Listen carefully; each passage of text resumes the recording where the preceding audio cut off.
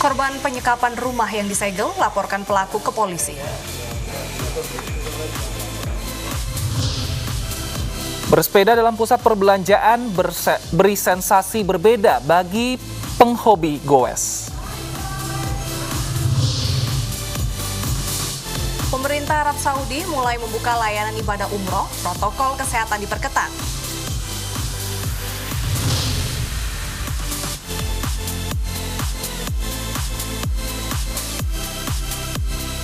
Selamat siang pemirsa, iNews yang kembali hadir untuk memperbarui informasi Anda siang hari ini. Ya, hari ini hari Minggu, sudah saatnya kita kembali merecharge energi karena besok hari Senin dengan segudang informasi yang telah kami siapkan selama 60 menit ke depan di iNews Siang. Bersama saya Bernadetta Ginting. Dan saya Wilson Purba, inilah iNews Siang selengkapnya.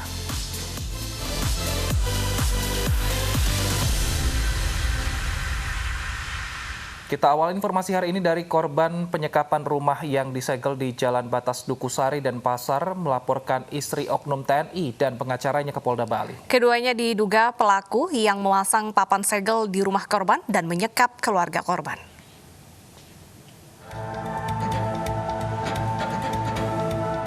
Kasus penyegelan yang berujung penyekapan satu keluarga di Jalan Batas Dukusari, Gang Merak, dan Pasar Selatan memasuki babak baru. Korban atas nama Hendra melaporkan kasus tersebut ke Polda Bali pada Sabtu petang. Hendra melaporkan istri oknum anggota TNI dan pengacaranya atas kasus dugaan pidana kejahatan terhadap kemerdekaan orang secara bersama-sama. Sementara oknum TNI terduga perencana penyekapan dilaporkan ke Denpom TNI 9 Denpasar. Kalau selama saya tinggal udah berapa kali kejadian bolak-balik gitu, pernah saya diancam mau digembok juga dari luar gitu Pak. Habis itu berulang kali lah tindakan terornya gitu Pak. Ya semoga bisa gimana caranya supaya kita bisa tinggalnya di rumah itu jangan merasa kayak terteror terus Pak. Berulang kali digangguin, diteror, diusir gitu. Jadi kita orang tua sampai sekarang masih trauma gitu. Anak-anak juga sama jadi gitu. Kasus penyekapan dipicu dari sengketa kepemilikan tanah. Pelaku mengakui telah membeli rumah dari pihak lain dan menyegel bangunan itu agar penyewa atas nama Hendra keluar dari tempat tersebut. Butuh waktu 7 jam agar polisi bisa membebaskan penghuni dari kediamannya yang tersegel. Pembebasan dilakukan atas dasar kemanusiaan, terlebih di dalam rumah terdapat lansia. Pemilik yang mengaku pemilik ya yang telah memasang ini beserta lawyernya saya tunggu konfirmasi malam ini di Polda ya. Saya mohon yang sangat atas dasar kemanusiaan. Ya, prosedur untuk melakukan penyegelan itu ada aturannya. Bila terbukti bersalah, pelaku penyekapan terancam hukuman 8 tahun penjara. Dari Denpasar, Bali, Aris Wiyanto, iNews melaporkan. 3 pekan hilang diculik penjual bakso keliling, seorang remaja berkebutuhan khusus di Kemayoran, Jakarta Pusat ditemukan di kawasan Jombang, Jawa Timur. Selama dibawa kabur pelaku, korban diduga sering mendapat pelecehan seksual. Ke media sosial, terus bagaimana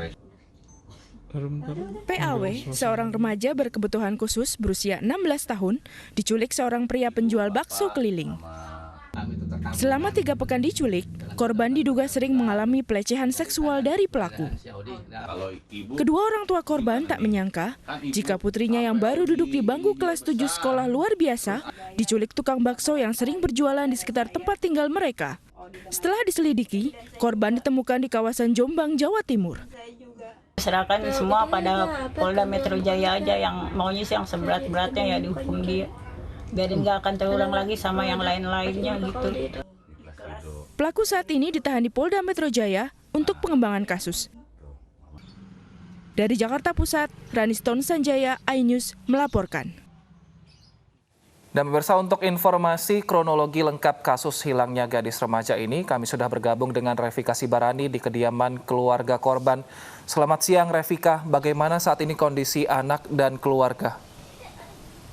Ya, selamat siang Wilson, kami dapat informasikan Putri Audina Wijaya, gadis berusia 16 tahun, berkebutuhan khusus, korban penculikan anak saat ini sudah kembali ke rumah orang tuanya di Jalan Kebon Kosong, Kemayoran, Jakarta Pusat, di mana setelah menghilang selama kurang lebih 3 pekan. Dan saat ini saya sedang berada di rumah orang tua dari gadis berusia 16 tahun dengan panggilan Audi. Dan saat ini saya akan langsung berbincang dengan orang tua dari korban. Sudah bersama dengan saya Ibu Ruth Kartika. Selamat siang Ibu Ruth.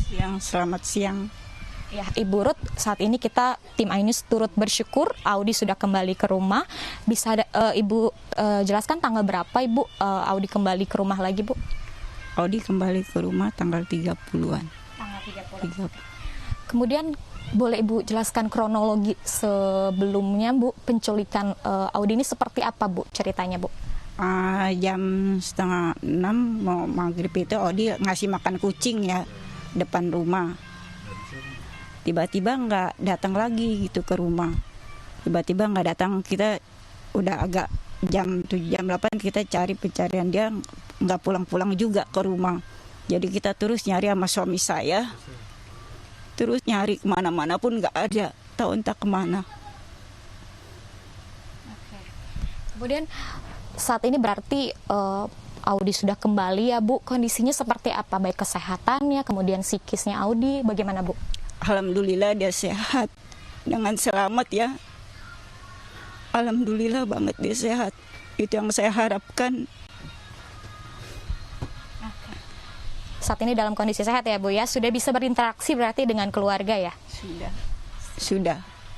Oke, saat ini saya akan mengajak berbincang juga dengan kuasa hukum dari korban. Ada Bapak Fahri. Selamat siang, Pak Fahri. Selamat siang, Mbak. Pak Fahri, ini boleh dijelaskan lebih rinci lagi bagaimana kronologinya, kemudian sampai dengan proses ditemukannya Audi seperti apa, Pak? Waktu kisaran tanggal 8 September 2020, sekitar jam 18 lah atau jam 16 pas maghrib, Audi memberi makan kucing di depan rumahnya. Setelah itu 1 jam setelah itu dicari sama ayah dan ibunya, tidak ketemu. Setelah tidak ketemu, dicari di wilayah, di tempat ibunya, di tempat mbahnya, tempat saudara-saudaranya, nggak ketemu juga. Dan pada akhirnya dibicarakan sama pihak keluarga untuk dirundingkan supaya laporan ke polisi. Laporan ke polisi itu di Polsek Kemayoran. Di Polsek Kemayoran dibuatlah laporan tanggal 10 jam 10 tentang kehilangan. Nah, setelah tanggal 10 itu tentang kehilangan, diumumkanlah sama pihak keluarga via media sosial, via selembaran. Nah, di saat sehari setelah laporan polisi tentang kehilangan itu, terjadilah informasi dari orang yang tadi dikenal. Oke, siap. Kemudian saat ini berarti pelaku sudah ditahan ya, Pak? Iya. Ditahan di mana saat ini, Pak? Di Polda Metro Jaya. Oke. Unit. Kemudian langkah hukum apa yang saat ini ke depannya akan dilakukan, Pak?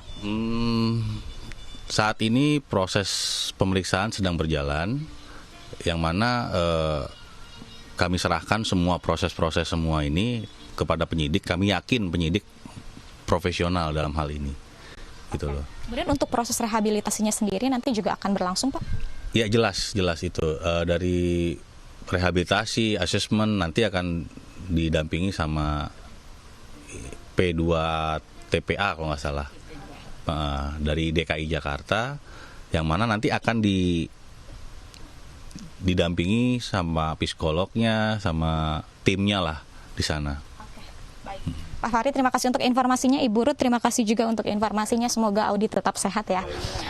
Ya, Deta, Wilson dan pemirsa, demikian wawancara kami baik dengan ibu dari korban maupun juga kuasa hukum, dan saat ini pelaku sudah ditahan di Polda Metro Jaya, dan kita semua berharap agar kejadian seperti ini tidak terulang lagi dan pihak kepolisian benar-benar memberikan ganjaran kepada pelaku. Deta dan Wilson. Terima kasih Revika atas informasi Anda. Selamat bertugas kembali. Pemirsa, 11 pelaku penyekapan dan penganiayaan remaja di apartemen di kawasan Bekasi, Jawa Barat diringkus polisi. Polisi masih memburu 4 pelaku lain yang sudah diketahui identitasnya.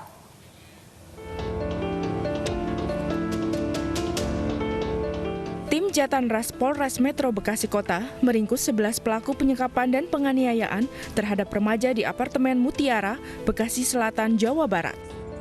Para pelaku diamankan di lokasi penyekapan dan penganiayaan. Dari 11 pelaku, 1 diantaranya remaja perempuan.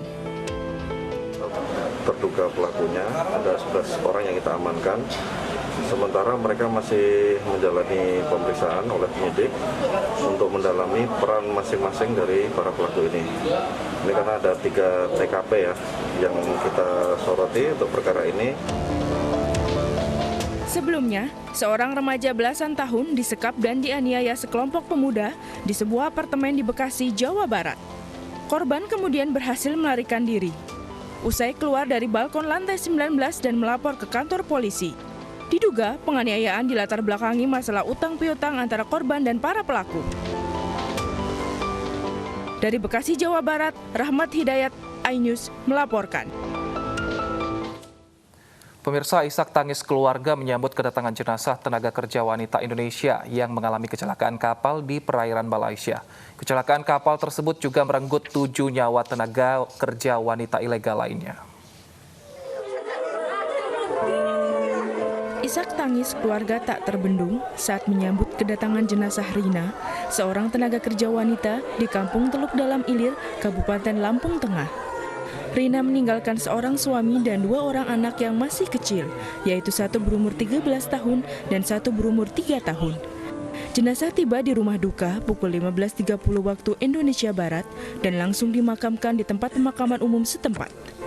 Ya jelas mendengar terkejut karena pertama juga saya mendengar itu dari Pak Jarek yang disampaikan pada saya, tapi belum nyampe ke keluarga besar. Setelah itu dalam beberapa hari kabar itu nyampe kepada orang tua akhirnya. Rina merupakan salah satu dari 7 TKW ilegal yang tewas di pantai Johor Bahru, Malaysia karena mengalami kecelakaan kapal pada Minggu 20 September lalu. Korban berangkat ke Malaysia melalui jalur ilegal untuk mengadu nasib. Dari Lampung, Roy Perleoli melaporkan. Pemirsa, usai jeda berikut kami akan kembali dengan informasi terkait dengan kondisi puncak Jawa Barat di masa PSBB. Usai jeda tetap bersama kami di iNews Siang.